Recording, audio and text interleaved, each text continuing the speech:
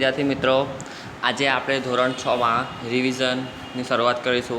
आपणो कोर्स इंग्लिशनो पूरो थई गयो छे, ग्रामर और चौपड़ी, एटले आपणे तेनुं रिविजन करीशू। तेना माटे हूँ तमने स्वाध्याय पोथीमांथी प्रश्नोना जवाब ने बधुं चलावीश। जुओ, पहला छे unit 1, where were you. Okay, जो एमां आपणे एक पंक्ति आवती हती, देर वेर 5 इन ध bed and the little one said કે તેઓ 5 જણા પલંગમાં હતા તો 5 બાળકો અને નાના બાળકે કહ્યું roll over roll over roll over, એટલે કે આળોટો આળોટો આળોટો. So they all rolled over, તેથી બધા આળોટ્યા. એન્ડ વન ફેલ ડાઉન, અને તેમાંથી એક નીચે પડી ગયો. બરાબર, આ પોયમ આપણી પહેલાં હતી. હવે તમને અહીંયા આગળ પોયમ અથવા તો પેરેગ્રાફ આપેલા હશે પાઠના, તેના ઉપરથી આપણે પ્રશ્નોના જવાબ અને તમને 2-3 MCQ આપેલા હશે એ આપણે ઉપરથી જોઈને લખવાના રહેશે.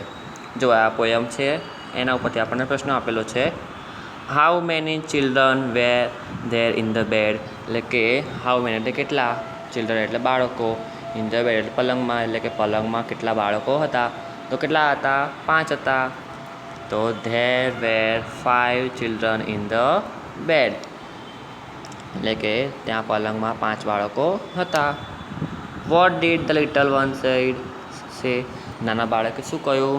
તો the little one said roll over roll over roll over, નાના બાળકે કહ્યું કે આળોટો આળોટો આળોટો. બરાબર. ત્રીજું, what did they all do, તેઓ બધાએ શું કર્યું? તો આળોટ્યા હતા. તો they all rolled over in the bed, તે બધા પલંગમાં આળોટ્યા. બરાબર. હવે MCQ આપેલા છે, જુઓ. વેર વેર ધ ચિલ્ડ્રન, બાળકો ક્યાં હતા? તો ઇન ધ બેડ, સી. બરાબર. બીજું, how many children fell down, કેટલા બાળકો પડી ગયા? તો 1, એટલે 1 એ આવશે. બરાબર. હવે બીજો પેરેગ્રાફ આપેલો છે તે જોઈએ આપણે. Last year there was one really bad day, એટલે ગયા વર્ષે એક ખૂબ જ ખરાબ દિવસ હતો. ઇટ વોઝ મન્ડે, એટલે કે તે સોમવારનો દિવસ હતો. Usually there are about 25 students in my class but that day, એટલે કે સામાન્ય રીતે મારા ક્લાસમાં 25 વિદ્યાર્થીઓ હોય છે, પરંતુ તે દિવસે, એટલે કે ધેર વેર ઓનલી 5 સ્ટુડન્ટ્સ, માત્ર 5 બાળકો જ આવ્યા હતા શાળાએ. ઇટ વોઝ રિયલી કોલ્ડ, તે ખૂબ ઠંડો દિવસ હતો. ઇટ વોઝ રેઇનિંગ અ લોટ, ખૂબ જ વરસાદ વરસી રહ્યો હતો. It was dark and grey outside, બહાર ખૂબ જ કાળું અંધારું હતું. ધેર વોઝ નો સનશાઇન, સૂર્યપ્રકાશ હતો નહીં. I thought the students were not at school because they were sick, મેં વિચાર્યું કે છોકરાઓ બીમાર હશે એટલે શાળાએ આવ્યા નહીં હોય. ધે વેર એટ હોમ, તેઓ ઘરે હશે. મે બી ધે વેર ઇન બેડ, એટલે કે તેઓ પલંગમાં હશે, એટલે કે આરામ કરતા હશે, સૂતા હશે. પહેલો પ્રશ્ન, usually how many students are present in the class on Monday, એટલે કે સામાન્ય રીતે સોમવારે કેટલા બાળકો હાજર હોય છે ક્લાસમાં? તો 25. Usually 25 students are present in the class on Monday.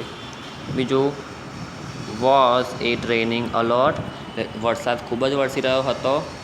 તો યસ, ઇટ વોઝ રેઇનિંગ અ લોટ. બરાબર.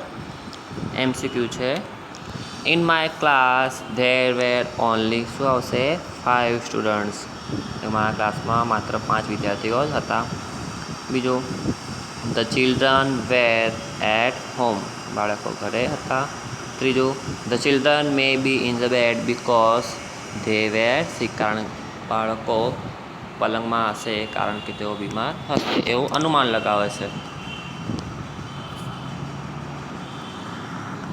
બીજો પેરેગ્રાફ જોઈએ. Mister Joshi is our teacher, mister Joshi અમારા શિક્ષક છે. He is always at school, તે હંમેશા સ્કૂલે હોય છે, શાળાએ હોય છે. He is never at home on a Monday, તે સોમવારે ક્યારેય ઘરે હોતા નથી. Last Monday was no different, એટલે ગયો સોમવાર પણ અલગ હતો નહીં, મતલબ કે તે શાળાએ જ હતા. He was not in bed, તે પથારીમાં હતા નહીં. He was in the classroom, and he was cold. તે વર્ગખંડમાં હતા અને તેમને ઠંડી લાગતી હતી ખૂબ જ.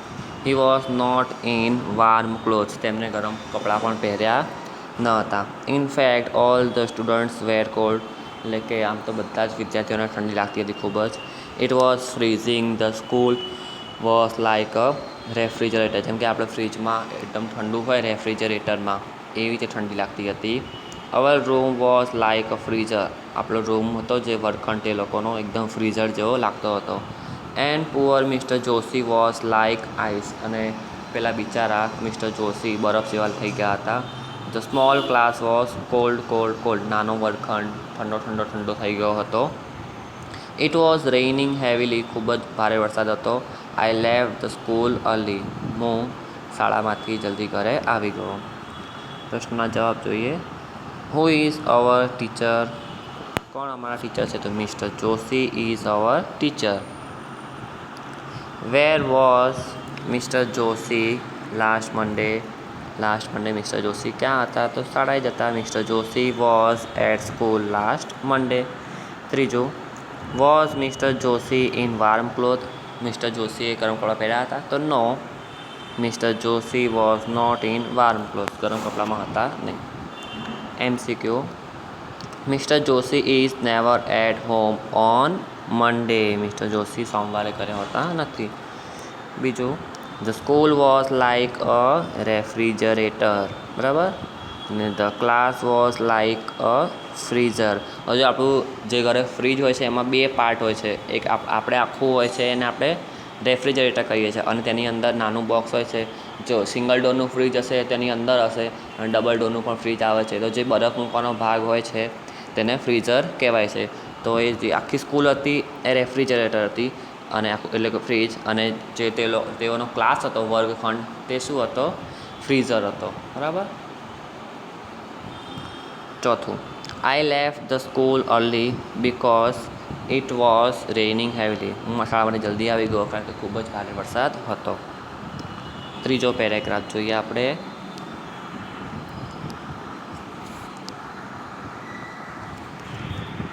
The rain stopped at night. રાત્રે વરસાદ રૂકી ગયો. Next day the sun was shining. બીજા દિવસે સૂર્યપ્રકાશ નીકળ્યો. So everything was okay. તેથી બધું બરાબર થઈ ગયું. There were 25 students. 25 વિદ્યાર્થીઓ હતા. Not only 5. એટલે કે ત્યાં આગળ 25 વિદ્યાર્થીઓ હતા. બીજા દિવસે 5 હતા નહીં. But where was mister Joshi? પરંતુ મિસ્ટર જોશી ક્યાં છે? He was not there. તે ત્યાં હતા નહીં. He was at home sick in bed. તેઓ ઘરે હતા, બીમાર હતા, એટલે પલંગમાં, પથારીમાં હતા. ક્વેશ્ચન પહેલો, when did the rain stop? વરસાદ ક્યારે ઊભો રહી ગયો એટલે બંધ થઈ ગયો? તો the rain stop at night. બીજું, why was everything okay the next day? બીજા દિવસે બધું બરાબર કેમ હતું? બરાબર હતું. The next day everything was okay because the sun was shining. સૂર્યપ્રકાશ નીકળી આવ્યો હતો એટલે બધું બરાબર થઈ ગયું હતું. How many students were there in class? હવે ક્લાસમાં કેટલા વિદ્યાર્થીઓ હતા? તો 25 હતા. તો there were 25 students in the class. MCQ. Mister Joshi wasn't at school. એટલે mister Joshi was not at school. શાળાએ હતા નહીં. બીજો, mister Joshi was in bed because he was sick. Mister Joshi પથારીમાં હતા કારણ કે તેઓ બીમાર હતા. સિક એટલે બીમાર થાય. હવે નીચે એક પેરેગ્રાફ આપેલો છે, આ એક્સ્ટ્રા છે. We celebrated 2 October as Gandhi Jayanti. અમે 2 ઓક્ટોબર ગાંધી જયંતિ તરીકે ઉજવીએ છીએ. વી લવિંગલી કોલ ગાંધીજી બાપુ. આપણે લાડથી શું કહીએ છીએ? ગાંધીજીને બાપુ કહીએ છીએ. ગાંધી બાપુ એમ કહેતા હોઈએ છીએ, અથવા બાપુ એકલા પણ કહીએ. He was born in Porbandar in 1869. તેમનો જન્મ પોરબંદરમાં 1869માં થયો હતો. His father's name was Karamchand. તેમના પિતાનું નામ કરમચંદ હતું. And his mother's name was Putlibai. અને તેમની માતાનું નામ પુતલીબાઈ હતું. His wife's name was Kasturba. તેમની પત્નીનું નામ કસ્તુરબા હતું. He studied in Rajkot. તે રાજકોટમાં ભણ્યા હતા. He believed in truth and non violence. તેઓ સત્ય અને અહિંસામાં માનતા હતા. નોન વાયલન્સ એટલે અહિંસા, ટુ એટલે સત્ય. He also believed in simplicity and equality. તેઓ સિમ્પલ લિવિંગ અને હાઈ થિંકિંગ એટલે કે સામાન્ય જીવન જીવવામાં માનતા હતા. He fought for freedom. તેઓ આપણે સ્વતંત્ર થવા માટે લડાઈમાં માનતા હતા. He call him the father of the nation. તેમને રાષ્ટ્રીય પિતા તરીકે ઓળખવામાં આવે છે. પહેલો question, when do we celebrate Gandhi Jayanti. આપણે ગાંધી જયંતિ ક્યારે ઉજવીએ છીએ? તો we celebrate Gandhi Jayanti on 2 October. અમે ગાંધી જયંતિ 2 ઓક્ટોબરે ઉજવીએ છીએ. બીજો, વોટ ડુ વી લવિંગ કોલ ગાંધીજી. આપણે લાડથી ગાંધીજીને શું કહીએ છીએ? તો બાપુ. વી લવિંગલી કોલ ગાંધીજી બાપુ. ત્રીજો, where and when was he born. ક્યાં અને ક્યારે તેમનો જન્મ થયો હતો? તો he was born in Porbandar in 1869. ચોથું, what was his father's name. His father's name was Karamchand. તેમના પિતાનું નામ કરમચંદ હતું. What was his mother's name. તેની માતાનું નામ શું હતું? તો his mother's name was Putlibai. તેમની માતાનું નામ પુતલીબાઈ હતું. What was his wife's name. His wife's name was Kasturba. તેમની પત્નીનું નામ એટલે વાઇફનું નામ કસ્તુરબા હતું. સાતમું, વેર ડીડ હી સ્ટડી. તેમને ક્યાં ભણ્યા હતા? તેઓ ક્યાં ભણ્યા હતા? રાજકોટમાં. હી સ્ટડીડ ઇન રાજકોટ. આઠમું, vote do we call him. આપણે તેને શું કહીએ છીએ? વી call him the father of the nation. આપણા રાષ્ટ્રના રાષ્ટ્રીય પિતા તરીકે ઓળખાય છે Gandhiji, the father of the nation. MCQ છે.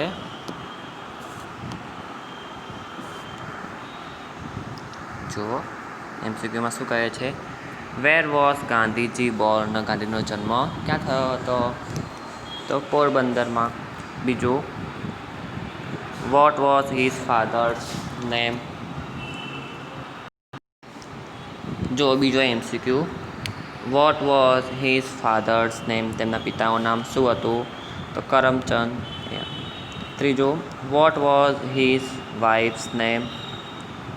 Vote was his wife's name. તેની વાઇફનું નામ શું હતું? Kasturba. What do we call him. આપણે તેમને શું કહીએ છીએ? તો the father of the nation. પાંચમું, the celebrate Gandhi Jayanti on 2 October. છઠ્ઠું, ગાંધીજી's મધર્સ નેમ વોઝ પુતલીબાઈ.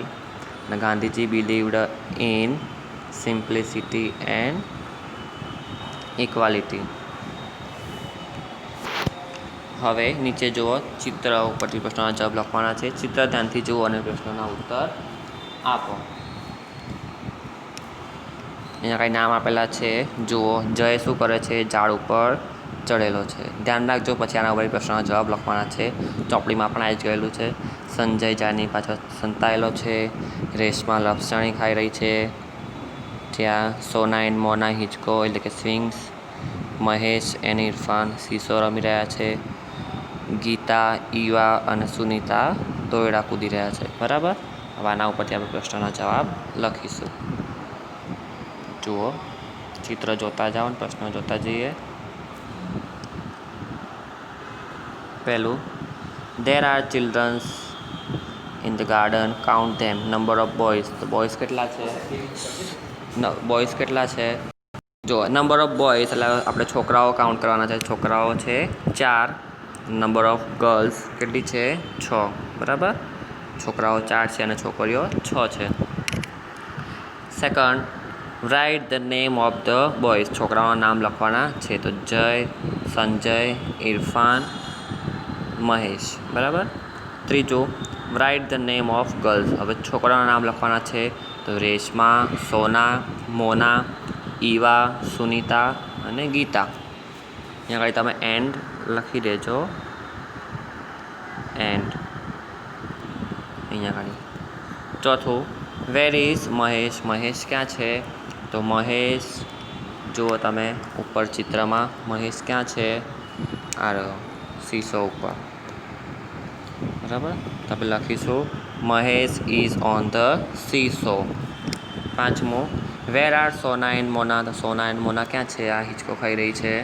તો swings. Sona and Mona are on the swings. Sona અને મોના હિંચકા પર છે. છઠ્ઠું, are Jay and Sanjay on the seesaw. Jay અને સંજય સીસો ઉપર છે, તો ના, જય અને સંજય તો આ ઝાડની જોડે છે. આપણે લખીશું no. No, Jay and Sanjay are not on the seesaw. Jay અને સંજય સીસો ઉપર નથી. સાતમું, ઇઝ જય બિહાઇન્ડ ધ ટ્રી. શું જય ઝાડની પાછળ છે? ના, ઝાડની પાછળ તો સંજય છે, તો no, Jay is not behind the tree. Jay તો ઝાડની ઉપર છે અહીંયા આગળ. આઠમું, હુ આર સ્કીપિંગ. કોણ દોડા કૂદી રહ્યું છે? તો આ ત્રણ, ઈવા, સુનીતા અને ગીતા. તો Eva, Sunita and Gita are skipping. Eva, Sunita અને ગીતા દોડા કૂદી રહ્યા છે. What is Reshma doing. Reshma શું કરી રહી છે? તો રેશમા લપસણી ઉપર છે, એટલે રેશમા ઇઝ સ્લાઇડિંગ. લપસણી ખાઈ રહી છે. 10મું, who is on the slide. Slide ઉપર કોણ છે? સ્લાઇડ એટલે લપસણી. લપસણી ઉપર કોણ છે? રેશમા છે, તો હુની બદલે રેશમા લખીશું. Reshma is on the slide. Reshma slide ઉપર છે. 11મું, what are Sunita and Geeta doing. Sunita અને ગીતા શું કરી રહ્યા છે? તો Sunita and Gita are skipping. Sunita અને ગીતા દોરડા કૂદી રહ્યા છે. બરાબર. અહીંયા આગળ મેં તમને આજે થોડાક પ્રશ્નો ચલાવ્યા. બીજા લેક્ચરમાં હજુ થોડા આગળ પ્રશ્નો ચલાવીશ. હવે તમારા લોકોએ પ્રશ્નોના જવાબ લખવાના રહેશે, એટલે કે સવાલ જવાબ લખવાના છે. જો કેવી રીતે લખવાના હું તમને કહી દઉં, એટલે તમને કન્ફ્યુઝન ના રહે. જુઓ, જેમ કે અહીંયા આગળ પ્રશ્ન 1માં તમને આ પંક્તિ આપેલી છે, એ પંક્તિ તમારે લખવાની નથી. તમારે ખાલી ક્વેશ્ચન 1, 2, 3 એમ કરીને પ્રશ્ન એટલે કે સવાલ અને જવાબ લખવાનો, અને પછી 2 MCQ લખવાના. પછી આ જે પેરેગ્રાફ તમને આપેલો છે એ પેરેગ્રાફ તમારે લખવાનો નહીં, ડાયરેક્ટ પ્રશ્ન લખવાનો અને તેનો જવાબ લખવાનો. બરાબર. બધામાં એવી રીતે જ કરવાનું છે આગળ સુધી. આ ગાંધીજીવાળો પેરેગ્રાફ હતો, એ પણ પેરેગ્રાફ લખવાનો નહીં, પ્રશ્નોના સવાલ જવાબ લખવાના. બરાબર, સૂચના મારીને. અને આ ચિત્રના સવાલ જવાબ પણ તમારે લખવાના રહેશે 1 થી 11 સુધી. બરાબર. અને લખીને મોઢે કરવાના રહેશે. જો ઇંગ્લિશનો ટેસ્ટ લેવાનો થશે વીકલી, તો આ સ્વાધ્યાયપોથીમાંથી જ ચલાવેલા પ્રશ્નો આવશે, એટલે તમારે ઘરે વાંચવા. Okay, thank you.